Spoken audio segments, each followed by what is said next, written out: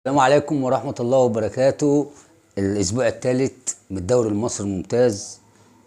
مفاجأة. النادي الأهلي يفقد 2 بونت أمام النادي الاتحاد. مش تقليل من نادي الاتحاد، بس النادي الاتحاد معاه مدرب كويس، بابا فاصيلو. يمكن احنا اتكلمنا عنه أكتر من مرة. راجل دماغه شغالة. مش مقفل الشوط الأولاني على قد ما يقدر. ما قدرش النادي الاهلي يحرز اهداف ولا فرص بنسبه 100%، بس جاله ضربه جزاء ضيعها امام عاشور. ثم الشوط الثاني نزل النادي الاهلي ضغط عالي جدا لحد ما قدر ضربه جزاء برضو عمرو السولية يحرز هدف النادي الاهلي الاولاني. والى حد ما النادي الاهلي اطمن للمباراه حتى الدقيقة 88. هدف قاتل من فان ديريك اللاعب الافريقي، هدف عالمي.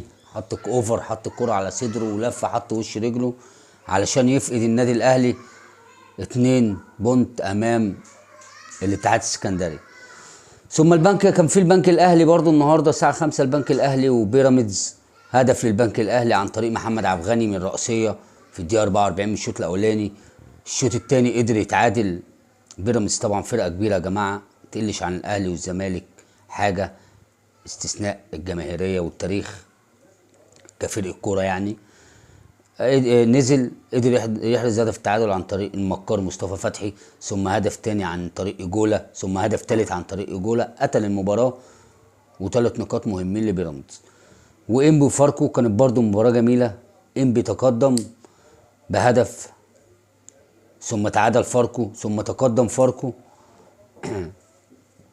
ثم هدف التعادل من ضربة جزاء 2-2. ويقدر فاركو يجيب الثالث والرابع ويخلص المباراة عشان ياخد 3 نقاط مهمين جدا.